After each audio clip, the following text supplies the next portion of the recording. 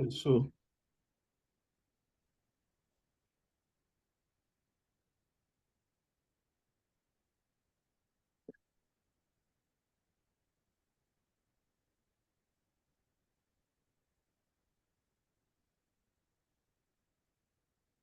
please proceed. So, I mean, as others are Okay. joining,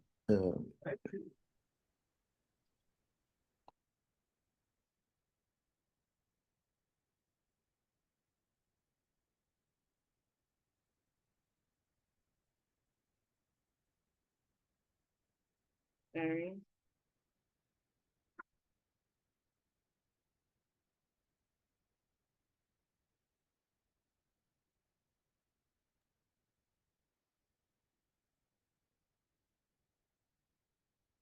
we are ready when you're ready. Okay, I am ready. Okay, please, Trying you to, have the mic.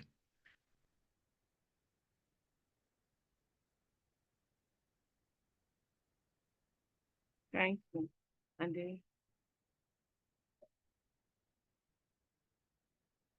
so can you see my screen? Yes, we can. Trying to, I can't even see my own screen. Oh, you can't see it. We are seeing it really. Just be scrolling. I'm sure, I mean, we are seeing what you're sharing, so it's fine. Okay. Uh, Okay, you can see it now, right? we have been seeing it for some minutes You have now. been saying, okay. Mm, So, okay, let me just continue. Don't really mm. understand. So, good evening, everyone. It's my pleasure to be here. I hope I'm loud and clear.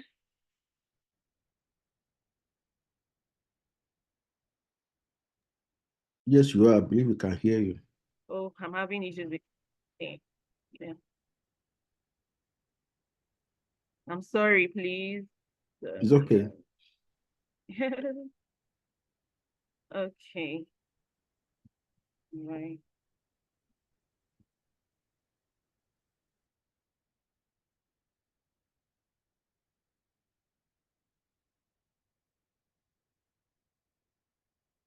Okay. So good evening, everyone. I'm Folakemi Onabanjo. I'm sure you must have seen that in the program schedule. So, and I hope you have been having a great time in this internship program. I think I was part of the program, was it 2 years ago now? Yes, 2 years ago, and it was a quite a rewarding experience for me.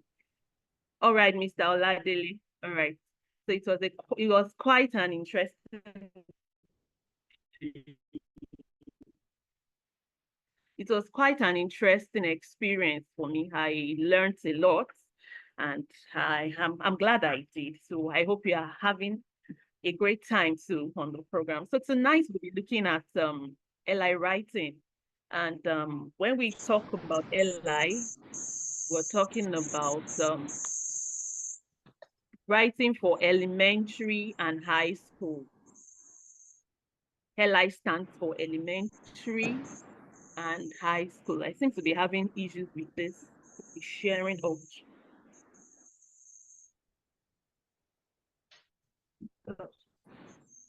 me. All right.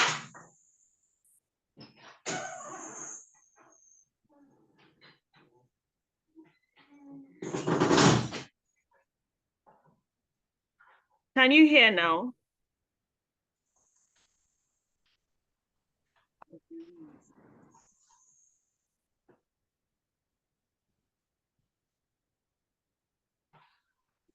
Yes, ma, I can hear you, ma. Okay. Now, so I said tonight we're looking at LI writing, elementary and high school writing, writing for elementary and high school students.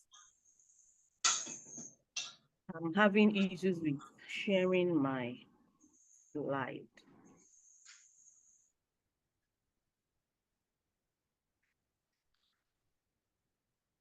Let me start all over.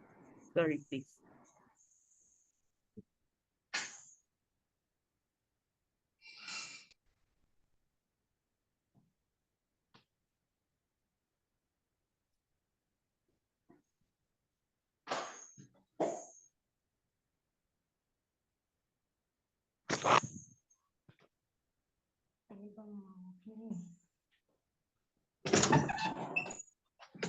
So when we talk about LI writing, like I said, LI stands for elementary and high school.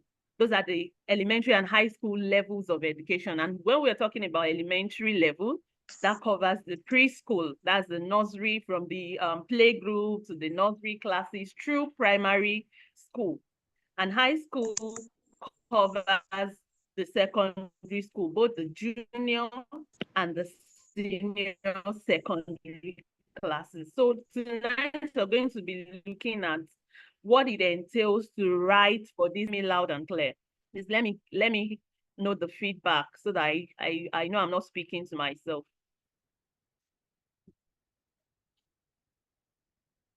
Hello. We can hear you, ma. Okay, you can hear me. So thank you. So tonight we're going to be looking at how to write educational books and other learning resources used in elementary and high schools. Now, we're going to be covering a lot this evening, and I just hope you follow me. So now, when we talk about LI writing is kind of different. You know, each kind of writing has its own unique features. And LI writing also has its own unique features. So we're going to be looking at how LI writing is different from other forms of writing. The very first thing you need to know is that when you're talking about any form of writing, there is a specific audience. The same is applicable in LI writing. There is a specific audience you're writing for. And in this case, you're writing for pupils or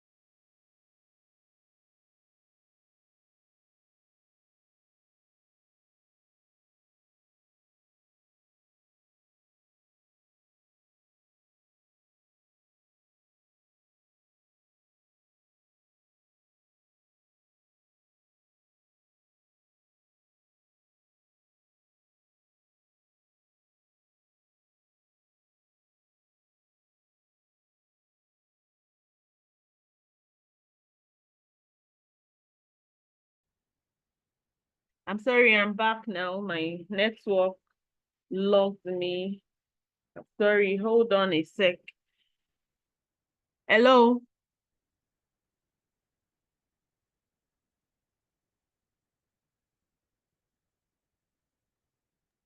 Hello, ma. Yeah, I'm sorry. My network logged me out and No problem, I'm ma. back now. It's been a rainy day. Please let me share my screen.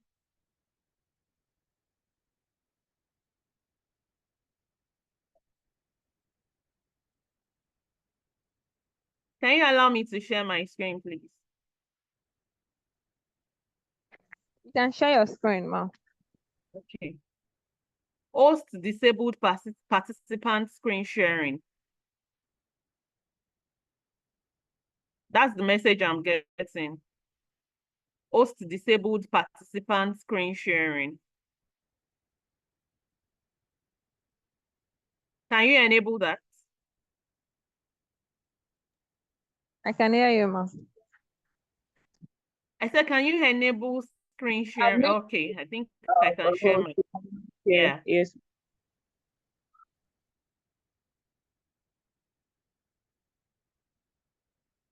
Yes. Can you see my screen now?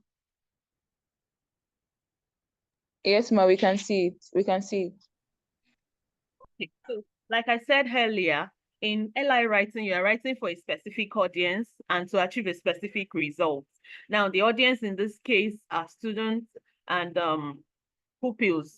Pupils at the primary level and students at the upper, level of education, secondary and junior and senior secondary. So you are writing for them. And what's your result? What's your aim? What's your goal?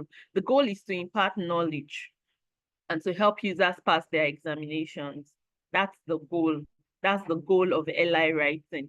And I want to say this before we go into the class. It is important that you have passion for what you want to write about. Usually, I don't encourage someone who doesn't have any interest in the classroom or who doesn't have any experience as a teacher or someone who has worked in the classroom to take up LI writing because it's something, it's a lot of experience will come to play in that kind of writing. So we are writing for a specific audience, we are writing for pupils, we're writing for students, and our aim is to impart knowledge. Our aim is to ensure that these children pass their examination. So there are standards. You don't just write anything. There are standards. There are things that need to be in your writing, that need to be in whatever educational resource you are putting out there. The very first thing is that it must be curriculum compliant. So you have to be familiar with the curriculum in this kind of writing. You have to be familiar with the curriculum. Curriculum is like your standard. It's like your standard. That is what you have to, target in writing for elementary and high school. That's why I said that it is important to, whoever wants to take on this kind of need, must be someone that has the relationship with the classroom. Someone that has a relationship with the classroom, someone that knows what the curriculum is, someone that knows how to break a curriculum down into topics and all of that. So it's a special kind of market that you need a lot of knowledge and experience to be able to excel in it. I hope you are hearing me, please. Please let me have the feedback so that I know I'm not talking to myself. We can hear you, ma. No. Okay, so today we are going to be looking at this. So I think we're going to be looking at this. We're going to be looking at what, you have to do with the curriculum, your understanding of the curriculum, research and market analysis. These are the things that we'll cover in this class. There are key sections that your LI writing will cover. What are those things that you need to do before writing? What are those things you need to do during writing? What are those things you need to do after writing? So understanding the curriculum, research and market analysis, knowing your audience, how to structure your content, the writing style and tone you need to employ, incorporating pedagogical elements, the visuals and the layout of your book, and how to do profit from LI writing. So we have to be fast. Now, understanding the curriculum. Understanding the curriculum. Like I said, the curriculum is your standard. It is your standard. It is what you are writing. It's like your how do I put it now? It's like your it's like your guide for the writing. So before you write, you have to understand that your writing must be compliant with the curriculum. Before writing begins, it is important that writers have a thorough understanding of the curriculum for which they are writing, for the curriculum for which they are writing. The subject, each subject has its own curriculum. Each subject is broken down into different topics, and these are what we have in the curriculum. Let me see if I can share a curriculum guide with you. Sorry, yeah, okay, I think I have this. Now, can you see my, can you see the curriculum? Can you see what I'm sharing now?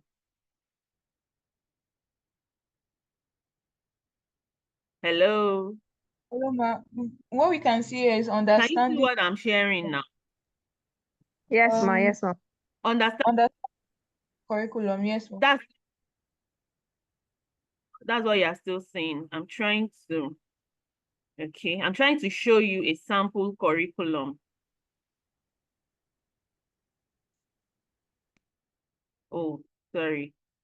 Okay. Let me go back. I want to, let me, sorry, I want to share something else.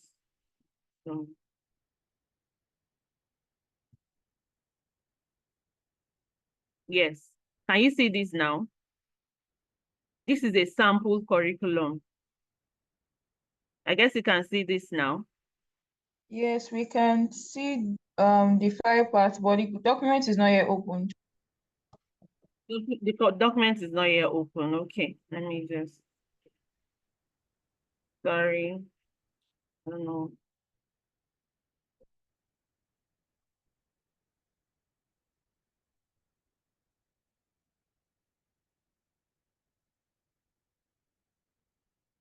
Yes. So this is a sample curriculum.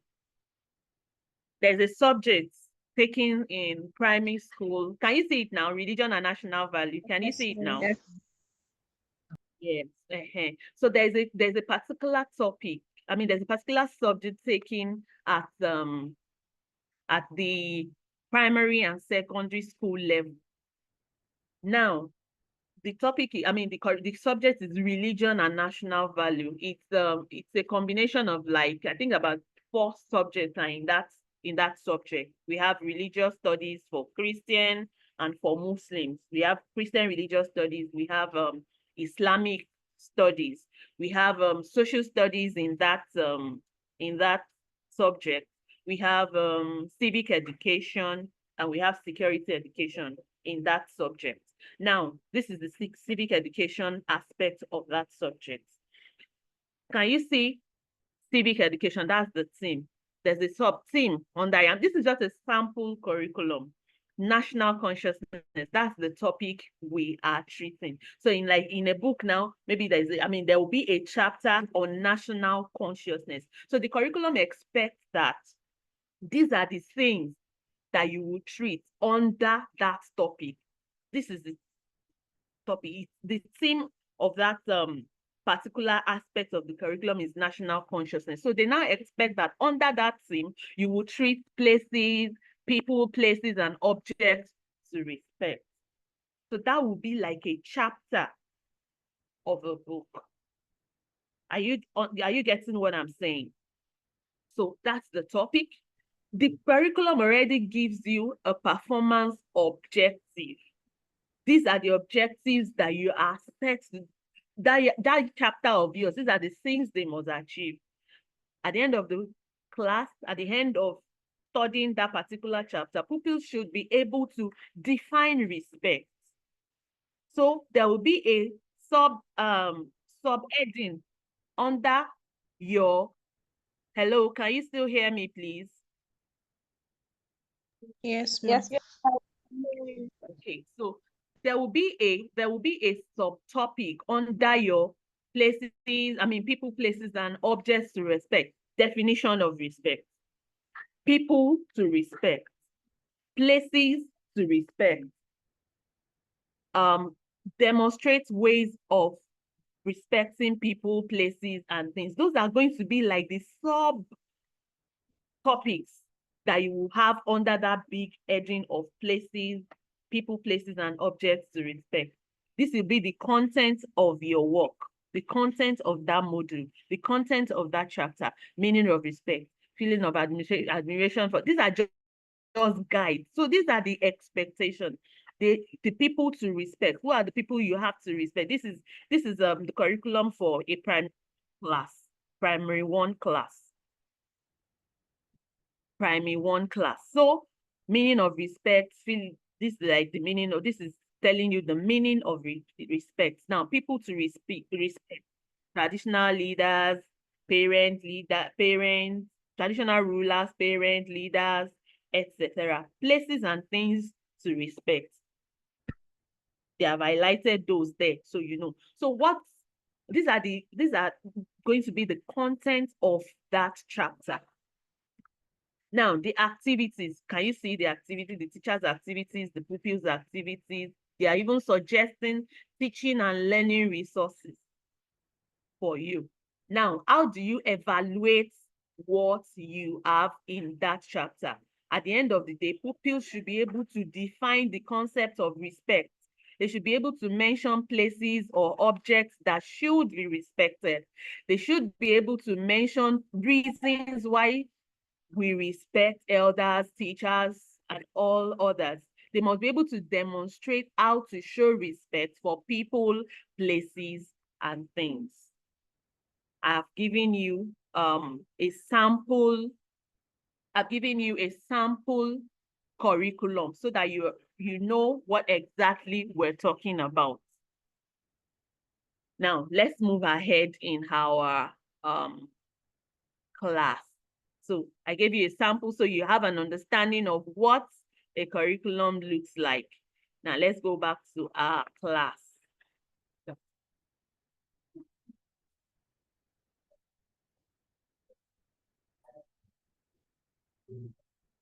So that's what we those are the things we need to know when we're talking about understanding the curriculum. So you must be able to study the relevant curriculum standards. And curriculums are different, depending on the country. The curriculum we use here in Nigeria is different from the curriculum we used in the UK, in America, and all those other places. So you must be able to write for the curriculum, write according to the dictates of the curriculum of the country your target users have. You must identify the key learning objectives. You saw that in the curriculum I showed you, the objectives of that particular chapter. You must be able to understand the scope of your subject area. The subject you are teaching, what does this subject entail? What are those chapters? What are those topics that have to be treated in this particular subject? And you must know how the topics progress from one level to the other. Now, an important aspect of curriculum understanding is that you are aware of recent changes to curriculum or upcoming changes to particular topics or particular aspects of teaching. I remember when I was in primary school, there was nothing like civic education. All we had was social studies, but now there is civic education. I hope you're following me. There is civic education now. When I was in school, there's so many subjects that are being offered now that when I was in primary school, secondary school, we didn't have such subjects then. So you must be able to, you must understand the changes in education, the changes in topics. For example, if you are writing, I think that there's a particular topic is in this civic education too, talking about national identity. I'm just using civic education because that's one curriculum I have and which we were able to see. Now, there's a particular topic on national identity, and one of the national identities, one of the things that identify a nation is national anthem. Now, you can't be writing a textbook for a class, for a primary school class in 2024. The book will be published in 2025, and you are still using the old national anthem. That means you are not current. You understand what I'm saying? That means you are not current. You're not current. You don't know what is, what obtains in present time. So your book must be relevant to the current situation of the country, the current educational standard and all of that. So you also must familiarize yourself with all those standardized tests that students will take. Now, if you're writing for a primary 6 or primary 5 class now, you know that at the end of the session, that class will sit for common entrance examination. So you know those things that are going to be involved in such an exam, and you incorporate that into your textbook. Can we move on?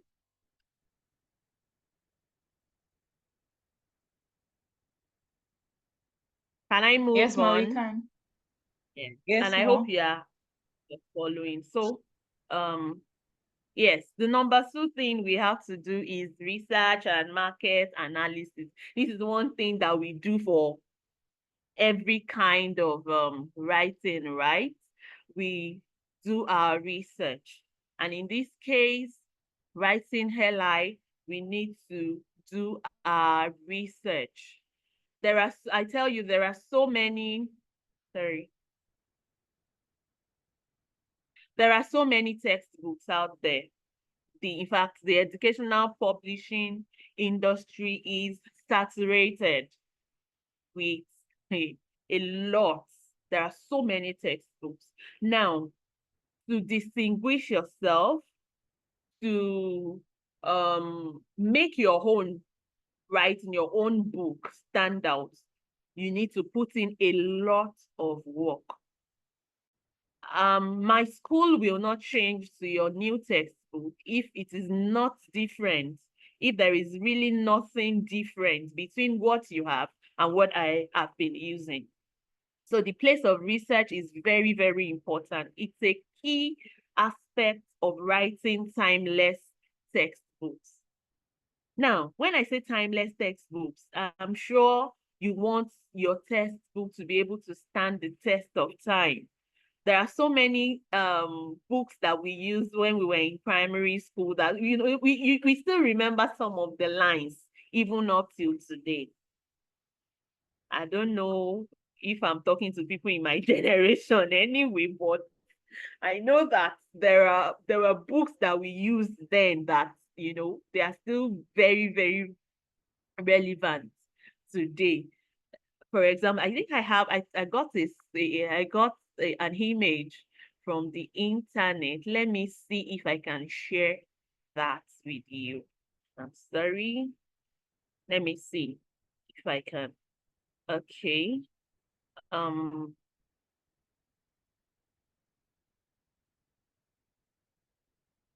I'm sorry.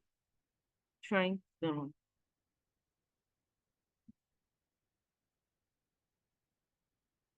Yeah. Okay. Let me show this. Can you see this? Can you see this?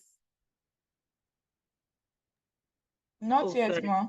Not yet. Okay. Okay. I'm coming. It's On the all fire part. trying to.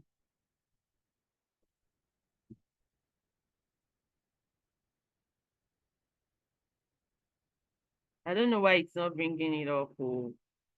Uh, oh, sorry.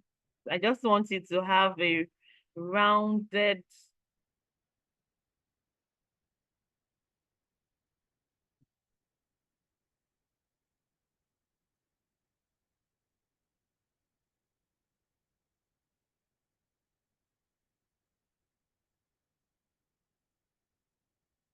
I don't know.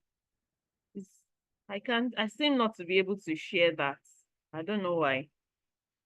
Uh, don't let me waste our time with that. It's about Hagbo at school. It's one of those old comprehension passages. One of those old comprehension passages in our textbook. I can't remember which of the textbook that is. So Hagbo Can lives you in come the town of Lagu. Hello, someone is speaking. I can see the picture from my own end. I can see the file part. Yeah, okay. I'm trying to read it. I try to enlarge the but it's not. I don't know what's happening. I don't want to waste time. So Agbo lived in the town of Lagun, which is not far from Ibadan. He went to a primary school. He was in primary 4. Everyone likes Agbo because this is a comprehension passage in an old English textbook. I have another one here too. About edits in Kapa, you know. These were some of the, in fact, some people but they memorize these lines then and they can still tell you the content of such comprehension passages even today. So it's important to share timeless. It's important to share timeless content when it comes to writing textbooks. Let's go back to our let's go back to our so I just gave you an example. I gave you that example so that you understand what I'm saying. So sharing timeless content, things that will make your textbook stand the test of time. So there's a need to understand the market, what has been done, what textbooks do you have in the market that have treated such topics, that have treated such subjects? How did they treat those subjects? So it's important to you do a comparative analysis of top-selling textbooks in the market to identify the strengths to emulate and the gaps to fill. You analyze the content coverage and depth. You have to decide and after you have done all of this analysis, you are doing all this analysis to determine where you want to come in, to determine the gap that you want to fill. So after you have done all of this, you now sit down and create innovative approaches to address the identified gaps and meet the needs of the market. So the next thing we are going to be looking at is the audience. I said it earlier that your audience in this case are pupils in the primary school and students in high school, in secondary school. Now, when we're talking about effective textbooks, when we're talking about textbooks that deliver, textbooks that achieve their goals, they are tailored to the cognitive and academic development of the target group. You understand? They have to be written according to the needs of that target group. We talked about research earlier. Research is something that you need to do. You must understand the developmental stages that your target audience, target readers have. The way you will write for a you will write a nursery class textbook. It's different from the way you will write a senior secondary class textbook. And it is also important to understand cultural diversity and make your content inclusive. When we talk about cultural diversity here, we're talking about the different, Nigeria is a ethnic country. We have different ethnic groups in Nigeria. And you must be able to include, you must not be seen as someone that is biased, that is favoring a particular ethnic group above the other. Now, your content must be inclusive. I remember when I was with a particular publishing firm, and that publishing firm also has a UK branch. Will I say UK branch? Or they have the publishing firm is also in the UK. So the UK people decided at the time that they wanted to write for the Nigerian audience. They wanted to write for the Nigerian market. So what did they do? They gathered, it was an English textbook they wanted to write then. So what did they do? They gathered their team of writers over there. They wrote the content. They wrote a very, very nice book. They wrote a good book. But by the time they got to Nigeria, where they wrote the book for the Nigerian audience, for the Nigerian market, for schools in Nigeria. They wrote the book for schools in Nigeria. Now, when they got to the Nigerian market, they brought it to the Nigerian company.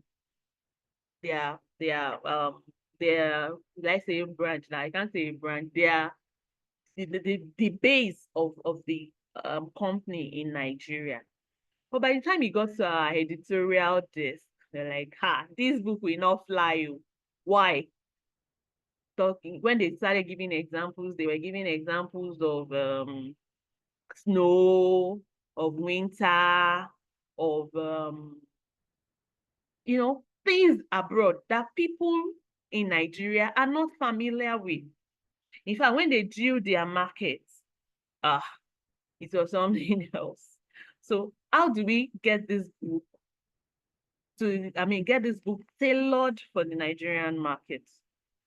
We had to do a lot of rework. We had to take their team of graphic artists, their team of illustrators. We had to take them to a typical Nigerian market. I live in Ibadan. The company is in Ibadan. Then we had to take them to Bodija market. This is a market. Are you following me, please? Hello? Ma, we're here. We're here, ma. So we have to take them to a typical Nigerian market, to them to Bodija market, then to see what a market looks like, so that their graphic artists will be able to picture that in the book. So that's what I mean by writing a book that is culturally sensitive. You can't be here in Nigeria writing for a Nigerian audience and giving examples of things that the children are not familiar with. And you're writing for children. Your example should be things that they are familiar with. I think we need to really, really move fast. So let's continue. So now, in terms of research, you must do that. You must do your job. Vocabulary, yes, you must know the vocabulary, the kind of words you will use for each age group you are writing. For the different age groups you are writing for, use appropriate examples. I've given an example of that earlier. Use examples that the pupils can relate with. Appropriate examples, real world examples that they are familiar with. Also, you have to consider their learning styles. The way you would teach a child in the nursery class is different from the way you would teach someone in the secondary school. So then you need to do your needs analysis to understand what the students need, and what the teachers also need. The teachers are going to be the ones to use this book to instruct their pupils. So you must be able to put them in mind as well. Now, let's go back. Let's go to writing proper. What do I do when I want to write? Structuring your content. Well-organized content is crucial for effective learning. When you pick up a book and, the textbook and the parts are just disjointed, the chapters don't follow one another, I'm sure you won't you won't buy such a textbook. Now, the first thing you need to do is, like I said, you all have to understand the curriculum. What are the topics that the curriculum specify that I must teach in this subject? Now, after understanding that, you have to now break that down into content. You have to break your content down as specified in the curriculum. You break them into modules or into chapters. Okay, this chapter 1 will talk about this particular topic, and these are the things, these are the subheadings under the topic. You must be able to do that. And you know that the book, a textbook, will be used for how many terms are in? Let me see if you still remember. How many terms? I'm not talking about semester now. We are not writing for higher institutions. We're writing for primary and secondary school. So how many terms are in a typical session? Can anyone answer that? How many 3. terms are in a typical? Yeah, there are. Thank you very much. We have 3 terms in a typical session. So your textbook should not be something that they will finish in 1 term. So you must be able to structure your content in a way that it will cover from 1st term to 2nd term and to 3rd term. It must cover all of these terms. That's why I said that someone that is writing for LI must be someone that is familiar with the classroom. Apart from knowing what the curriculum says, you must be able to break your content down into weeks. You may not specify the week in your textbook, but you must know that, okay, this, at least I know that there are about 13 weeks in a term. You must be able to give your content. You must be able to give content that will cover those weeks, that will cover the term sufficiently. I'm not saying you should introduce what is not in the curriculum, but you must, by being familiar with the classroom, you will understand what I'm talking about. Now, you must use a logical progression of ideas from simple to complex. Don't take from complex to simple. Ensure you build logically within and across chapters. You must include clear learning objectives at the start of each section. Now, you must know what you want that chapter to achieve. You may state it. There are some textbooks that state that, and some textbooks don't state that. But even if you don't state it, you must have it at the back of your mind. This is the goal for this chapter. And you must be able to structure that chapter in a way that at the end of the day, you'll be able to assess what the pupils have learned. You must use consistent structuring elements across chapters. This is just a sample. The opening question, definition of key terms, and summary and all of that, they are just samples. You can, by the time you study what the market leaders have done, you'll be able to, you have an idea of how to structure you're not copying them. You're not copying. When you do that, that's plagiarism, and it's a grave offense. So you're not copying, you are just modeling, you are just seeing how they have done theirs and what you can do differently. Then it's important to incorporate knowledge checks. When we started this class, I said the goal is to impart knowledge. The goal is that after they use your textbook, they should be able to pass their exams.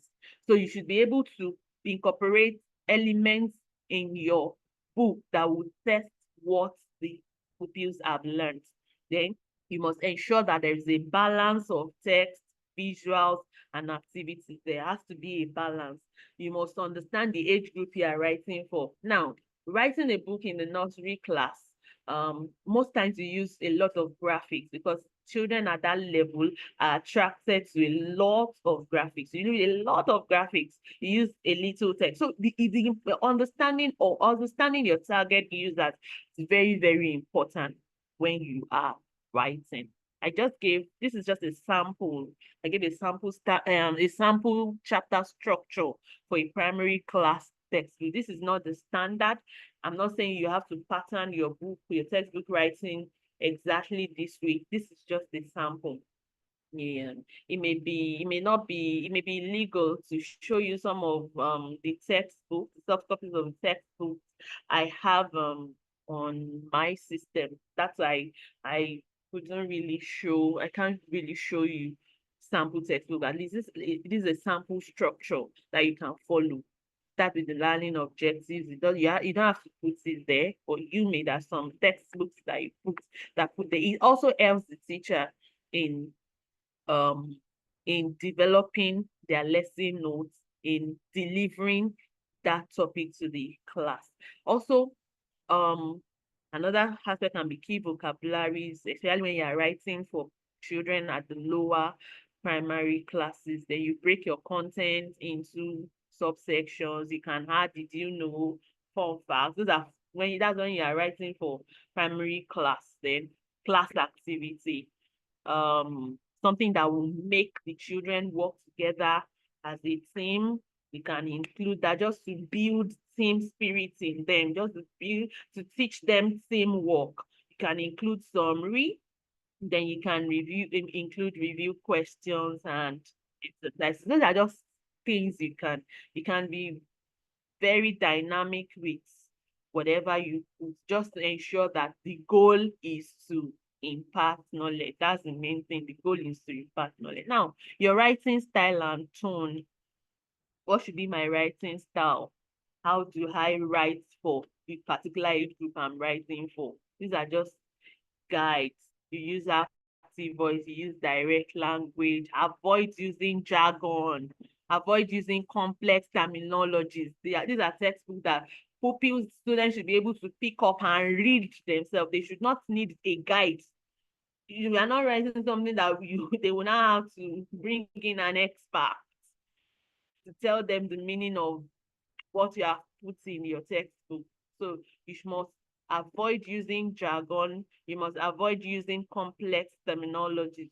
Then you must incorporate age-appropriate analogies and examples that they can relate to, relatable examples. Then you must incorporate questions to promote critical thinking.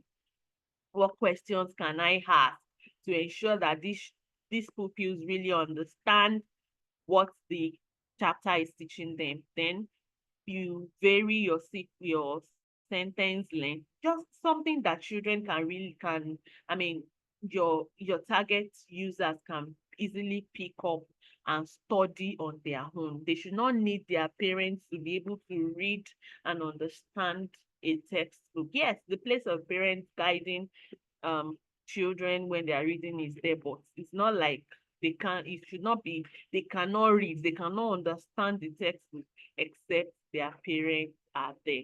By that you have not achieved anything. Now, there are pedagogical elements that need to be in a typical textbook.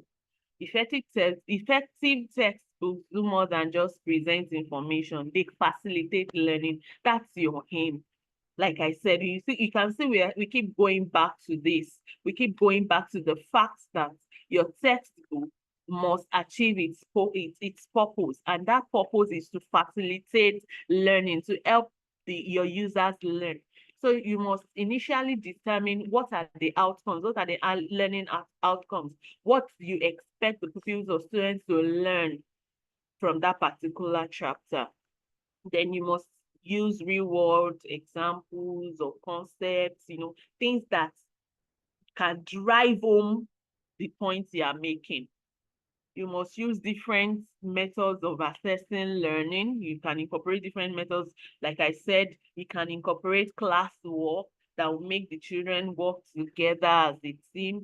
And at the end of the chapter, you must be able to introduce questions so that you assess learning, they will be able to assess if they have actually gotten anything from that chapter. And you can use different aspects, different types of questions. It can be multiple choice, it can be short answers, it can be essay, depends on the particular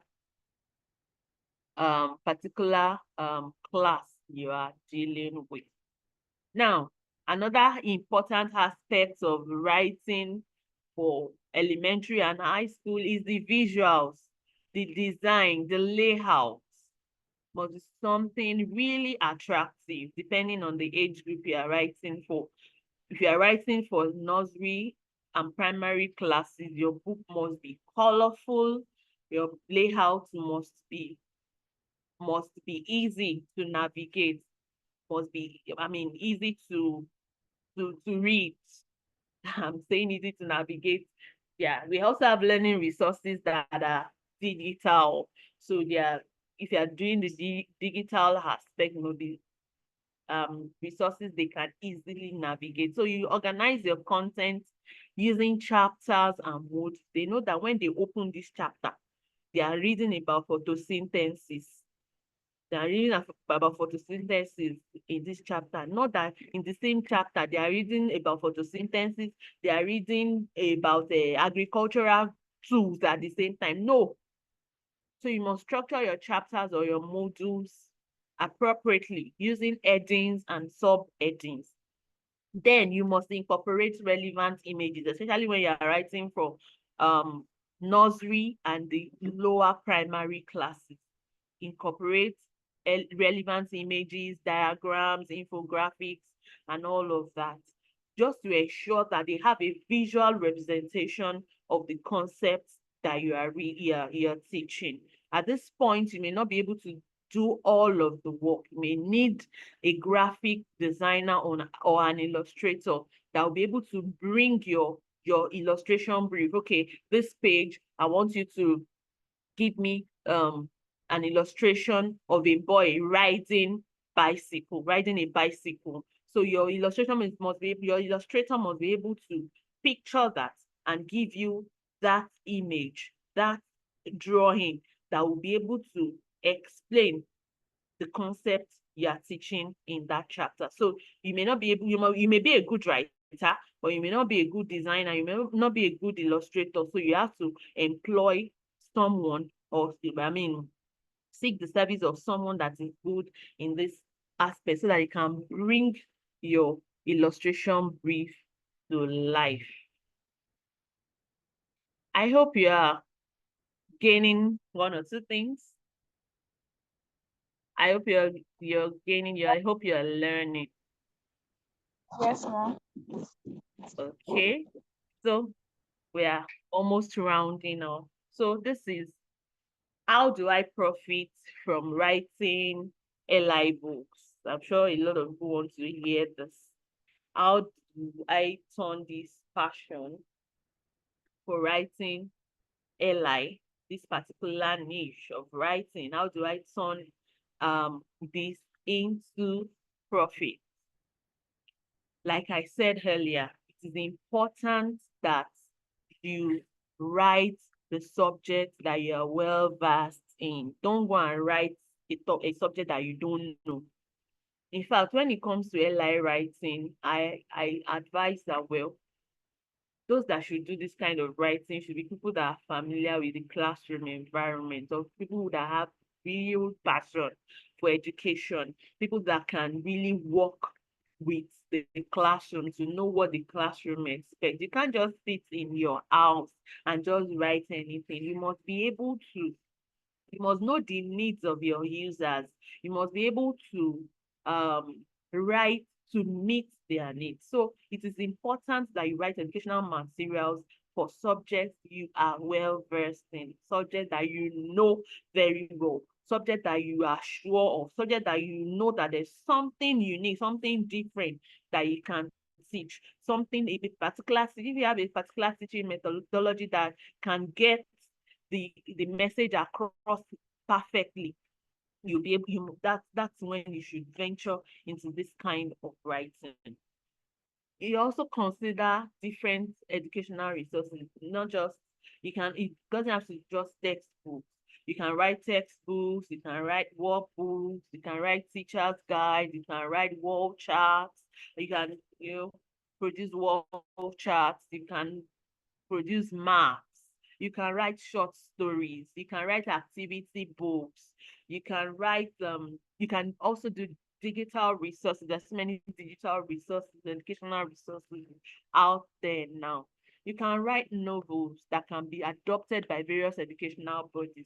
There are some text, some novels, some drama textbooks that drama books, poetry, some collection of poems that are recommended for WAEC, recommended for NECO, recommended for JAM. Those that do literature will be familiar with this. You can write, if you have very good content, you can write them and work up. Although it's not something easy, it's not something you can just achieve easily like that. Your content must be top notch. Your book must be really, really good for such bodies to adopt them. So you can write novels, you can write collection of poems that can be used by these examination bodies. And it is important that you build relationships with schools. When you build relationships with schools, you will know their needs, and you will be able to know what kind of writing you can come up with that can meet such needs. Then attend educational conferences, workshops and book fairs. These are book fairs. These are places where you get to learn what is actually happening in the education industry. You can partner with educational publishers. This is what a lot of writers, a lot of LI writers do. They partner with educational publishers. Although this is not easy. This is something, a lot of manuscripts are rejected. A lot happens. That's why a lot of people go through self-publishing routes these days, because a lot of educational publishers may not even take your manuscripts, not talk of even assessing them to see if they are publishable or not. That's why a lot of people do self-publishing, but self-publishing also involves a lot of work, because writing the book may not be difficult, but selling to the target users may be a difficult thing. Then you can have digital writing, digital educational resources that you can license to edtech companies. There are so many educational technology companies these days that produce educational resources online learning. So you can license your content to such companies. Just ensure that you involve a lawyer, you have a good agreement, you understand the agreement, and you know that you will not be shortchanged. Then you can create subscription-based online resources. These days we have online teachers. We have people that offer services to teach. In fact, there was one I was looking at recently, offering mathematics teaching to pupils in primary school. We have online, people create such subscription-based online resources. So those are ways that you can profit from LI writing. Thank you very much. I think that's the end. I've come to the end of this class. I hope I have done justice to the topic, and I hope you have learned one or two things from this class. So do we have any reactions, any questions? Thank you for the session. Thank you so much, ma'am. Thank you for having me. So can we just have some highlights of the things you have learned in this class? Deborah, you're the first name I'm saying. Can we have your comments? What are those things you learned tonight? Deborah Taiwo.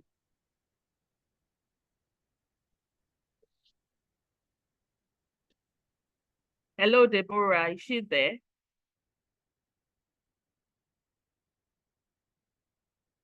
Maybe you have to unmute her or something. The host. Can you unmute her?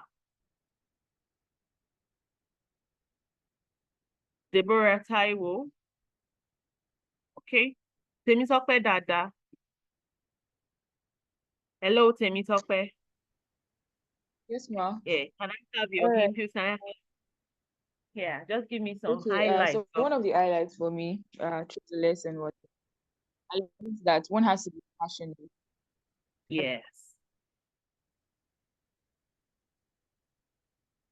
Mm. Hello, ma. Yes, I can hear you now. Okay, so for me, the first highlight is that I must be passionate. I was passionate about writing for this category of people, that children and school students, and one must carry out a very good feasibility study or research to understand what the curriculum is all about. And I was going to ask earlier that is there a need for a kind of certification? Because when you go to meet publishers or people who are in this niche, they might want to just know who you are or how qualified you are. So I wanted to ask that, is there kind of certification, or one has to be somebody in the educational sector? There is really no to do this kind of certification. There's really no certification for, there's really nothing that certify you to write for that category of people. But it's going to be a plus if you are someone familiar with the classroom. Maybe you're a classroom teacher, you're an educationist, you understand what I'm saying. If you are any of those, publishers know that you are not just giving them head knowledge, but you're coming from a point, from an experienced trainer point of view. So that's why I always advise that when it comes to LI writing, be someone familiar with the classroom, with the education system as a whole. I hope I answered your question. Yes, my did. Deborah, are you ready for us now? We have about 14 minutes to go. Deborah? Yes, my dear, what you said earlier, ma. I said, what is the highlight for you? What have you learned? What did you learn in this class? Okay, ma. Good evening, ma. Good evening. From what I learned in this class, I learned that the way we write or the way we communicate, especially for these younglings, that is very important, and we can like incorporate so many, should I say, methods into like communicating effectively, because this will even help them to like get the information that we're trying to like pass across to them. And yeah, that's like the major thing I learned today. Thank you. Mary Han. Okay, thank you so much, Ma. First of all, this is the very first time I'm actually hearing the title LI writing. I've never heard about it before, like this particular form of writing. This is the very first time, and I would say it was an amazing one. So one of the highlight for me is research, like you said. We have research, and also to be conversant with the current policies, especially in the educational sector. What you talked about knowing, for example, we have the old national anthem, or rather the old new national anthem and all of that. And so but you're right, we have to be conversant with, what we have currently. So that's one of my major highlights, right? And the second one is, sorry, let me just go over this again.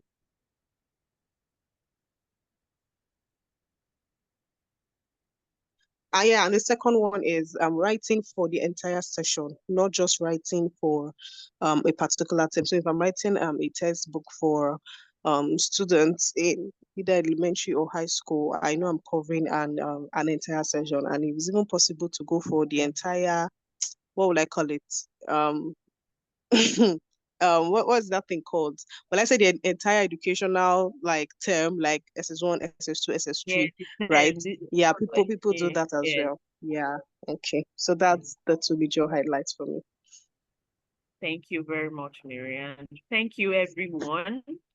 I'm glad we picked one or two lessons. So from hearing from you, I know my job. I did my job. I did my job. So I hope to let me ask the final question. Now, from what you have learned tonight, is anyone seeing ourselves coming up with a textbook so next and I can do this thing? Do we have anyone seeing ourselves? From my own end. Hello, Ma. Hello, Temitope? Yes. From my own end, when I saw the topic, just like Marianne said, I also was never knowledgeable about. I mean, I didn't even know what LI writing was all about. I knew there was a niche of writing, especially for children and all of those things, because I deal with children. I mean, I have a children program I anchor. I do so many things around children, and I write stories basically for children. So when I saw it and we continued talking about it, I was like, oh wow, this is very interesting, and it like fits into what I have interest in. So I mean, when you went out here to talk about this is how you can get involved, I was really so excited about it, and I'm like, oh, this is really, really interesting. So I'm glad to be a part of this basically, and at least to have a broad understanding on what it entails, basically. Yeah, thank you. So I see myself right. I'm glad you got valid. That You see yourself writing what? I see myself probably going into these areas you've mentioned on how to. Just do your research. Research very well. Familiarize yourself with the school system. Know how, because this writing LI books is not something we can just cover within this short time. In fact, it's something that you need to learn. There's so many things you keep learning even along the way as you practice. So, but the point is you must familiarize yourself with the educational system. A lot of people feel they know what it entails, but by the time you delve deeper, by the time you move closer to into the system, by the time you work with schools, by the time you work with pupils, with students, you know that by the time you pick up the curriculum and study, because LI basically is about writing educational resources, books, textbooks, books that will be used to teach at the primary and secondary level, at the elementary level and at the high school level. That's where we got our high for. EHEL there stands for elementary, and the the high then stands for the high school.